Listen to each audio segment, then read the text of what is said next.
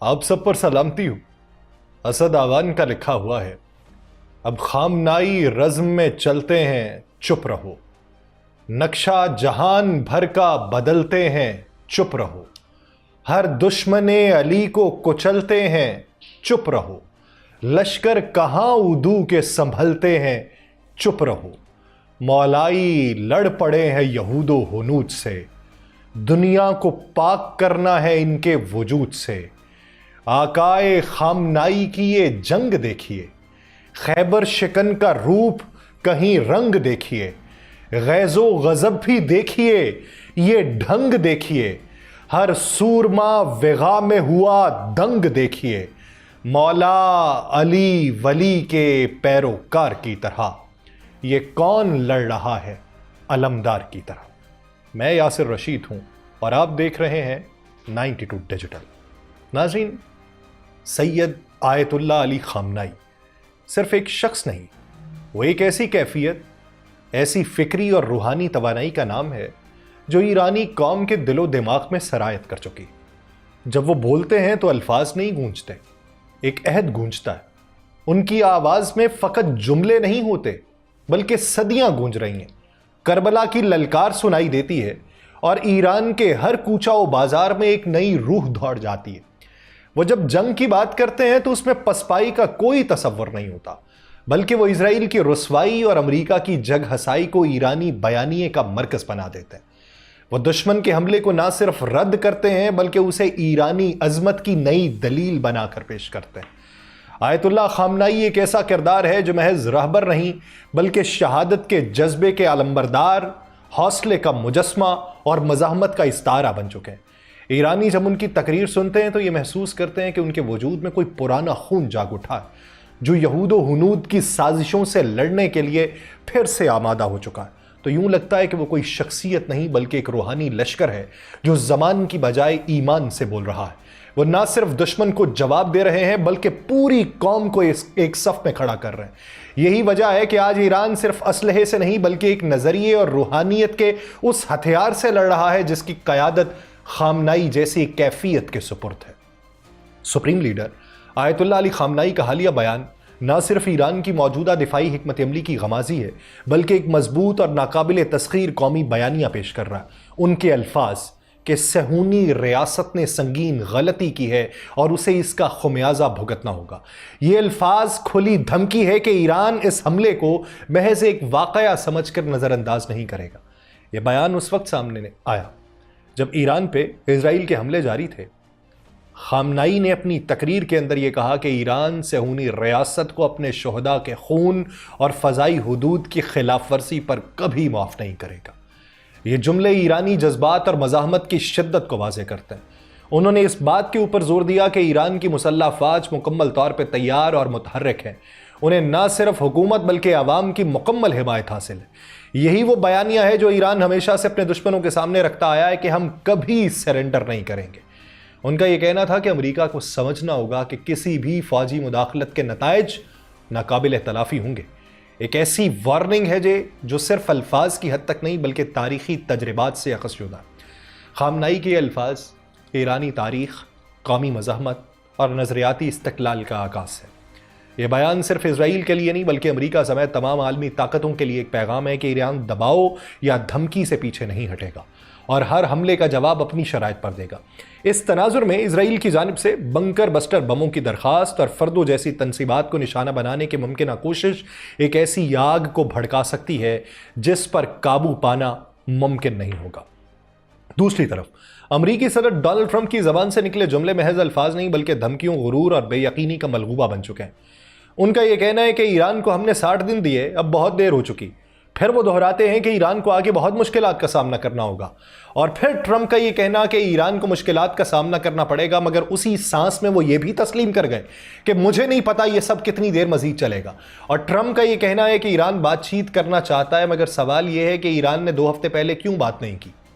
वो एक तरफ गैर मशरूत सरेंडर की बात करते हैं तो दूसरी तरफ ईरान के 40 साला नारों का जिक्र करके ये मानने पर मजबूर नजर आते हैं कि ईरान ने हमेशा नारा लगाया इजराइल मुर्दाबाद, अमेरिका मुर्दाबाद, और फिर ये कहा कि ये जंग सिर्फ हथियारों की नहीं बल्कि नजरिए और मज़ाहमत की जंग है। और डोनाल्ड ट्रंप का ये कहना है कि हमारी अफवाज ईरान की फ़ज़ाई हुदूद पे कंट्रोल रखती हैं। लेकिन ये कहना अभी मुमकिन नहीं कि हम ईरान के न्यूक्लियर तंसीबात पे हमला करेंगे या नहीं। ये तज़ाद, ये बेयकीनी, ये ऐलानात, ये मुतालिबे सब मिल के जाहिर कर रहे हैं कि वाशिंगटन का सुकून अब तेहरान की हिम्मत से हारा हुआ नजर आ रहा है। दूसरी तरफ इस वक्त सबसे गहरी नज़र अगर कुछ रखनी इन खबरों के अलावा कि ईरान ने कितने मिसाइल दागे, इजराइल ने कितने मिसाइल मार गिराए या इजराइल ने कितने मिसाइल दागे, इस सब के बीच में आप आलमी सफबंदी देखिए। इस सब के बीच में अगर आपने कुछ देखना है तो समंदर के ऊपर निगाह दौड़ाइए, आपको मालूम पड़ेगा कि सफबंदी हो क्या रही है। अमरीकी बहरिया की नकलो हरकत देखने में आई है।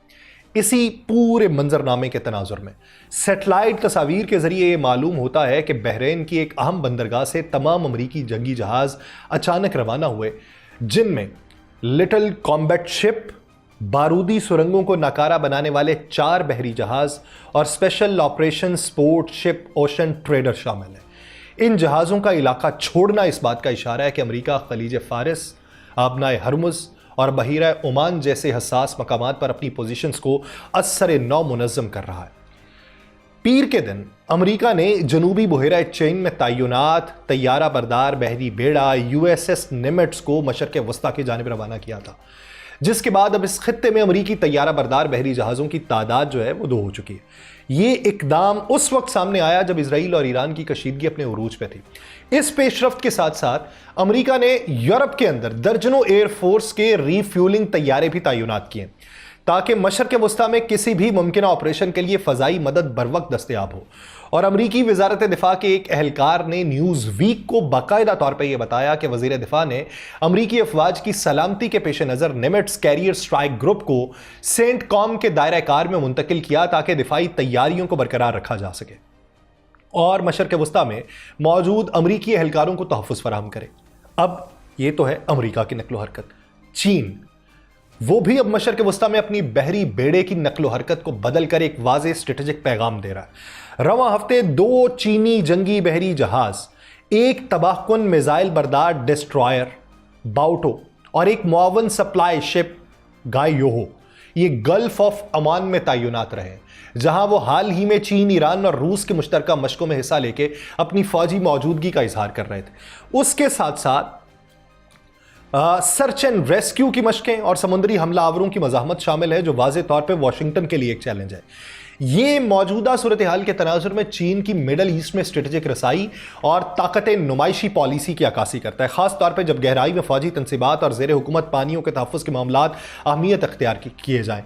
चीन की ये नकलो हरकत अमरीका की बहरी नकलो हरकत जैसे कि USS निमिट्स को खलीज में मुंतकिल करना, उसके मुकाबले में एक स्ट्रेटेजिक और मतवाज़िन हिकमत अमली दिखाई देती है, जिससे यह जाहिर होता है कि बीजिंग सिर्फ तजारती मफादात की हिफाजत को लेकर आगे नहीं बढ़ रहा, बल्कि इलाकाई ताकत के तौर पर भी आगे बढ़ रहा है। यह इकदाम चीन के सिक्योरिटी बेल्ट ड्रिल्स का तसलसल है और इसका मकसद मशरक़ वस्ता में जियो पोलिटिकल असर व रसूख को मजबूत बनाना है, खास तौर पर वो मजबूरी के ज़माने में जब यह तनसीबात आलमी तवानाई के खारजी और तजारती रास्तों का सतून हो।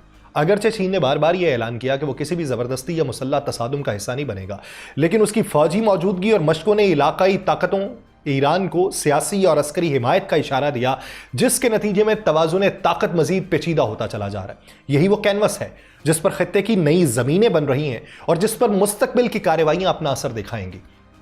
उधर रूस को देखें, रूस ने भी मशरक़ वस्ता में अपनी समुद्री नकलो हरकत में वाज़ेह इजाफा करके एक अहम अस्करी और जियो पोलिटिकल पैगाम दिया। ये पता चलता है कि मार्च में खलीज ओमान में मैरिटाइम सिक्योरिटी बेल्ट 2025 की मशकों के दौरान चीन और ईरान के साथ ताउन करते हुए रूसी जंगी बहरी जहाज, जिसको क्रूज़र वेरियॉक कहें और फ्रिगेट रेज़कीर कहें, उन्होंने शिरकत की थी। और उसके साथ ही 2 मददगार मुआविन जहाज भी शामिल थे जो रूसी नेवल ग्रुप को कुव्वत फराहम करते हैं। ये मशकें जो रूसी पॉलिसी का हिस्सा है, इस बात की निशानदही करती हैं कि मॉस्को मशरक़ वस्ता के स्ट्रेटेजिक पानियों में अपनी मौजूदगी को मुस्तहकम करने के लिए चीन और ईरान के साथ मुश्तरका तौर पर कोशिश कर रहा है। लेकिन इन दिनों में, ये पिछले 1 हफ्ते के दौरान, उसने गुज़श्ता 3 दिनों में बिलखुसूस अपनी जो पोजीशन है उसको तब्दील किया है और उस पोजीशन को वहां पर ले आया है जहां वो चाइना के साथ खड़े होके और ईरान की हिमायत करके मगरबी तमाम ताकतों को पैगाम दे। ये समुद्री सरगर्मियां उन इलाकों को हदफ बनाने में हैं जिनमें आबनाए हरमुज, खलीज फारिस और बहेरा ओमान शामिल हैं। वही रास्ते जिनके ऊपर अमेरिका का ध्यान है, क्योंकि वो तेल और तिजारत के अहम चोक पॉइंट्स कहलाते हैं। और बहुत सारे लोग इस बारे में ये राय रखते हैं कि इस इकदाम का मकसद सिर्फ मुश्तरका तरबियती मशकें नहीं थी, बल्कि ये इशारा भी था कि रूस आलमी ताकतों के मुकाबले में एक मुतवाज़िन अस्करी किरदार अदा करने की पॉलिसी पे गर्म है। रूस की बहरी नकलो हरकत में इजाफा, अमेरिका की फौजी मौजूदगी को मुतवाजिन करने और एशिया, यूरोप और मशरक़ वस्ता के दरमियान जियोपॉलिटिकल असर रसूख कायम करने की एक कोशिश के तौर पे आप इसे देख सकते हैं। मशरक़ वस्ता के अंदर हालिया फौजी नकलो हरकत, अमेरिका के तैयारा बरदार बहरी बेड़े, ईरान इसराइल की मुसल्ला कशमकश, चीन और रूस की समुद्री मशकें और खित्ते में बढ़ती हुई कशीदगी, इस तमाम को एक कैनवस पे रखें, डॉट से डॉट में लाएं।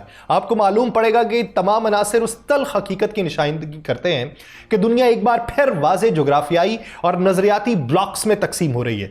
एक तरफ अमेरिका, इसराइल, बरतानिया और नेटो के बाज हलीफ जो मगरबी ब्लॉक की अस्करी और तस्वीराती क़यादत संभाले हुए हैं, दूसरी जानिब ईरान, रूस, चीन और उनके गैर रस्मी हलीफ जो ना सिर्फ मैदान जंग में बल्कि मईशत, डिप्लोमेसी और बयानिए के सतह पर भी मगरिब को चैलेंज करने के लिए सफबंद हो रहे हैं।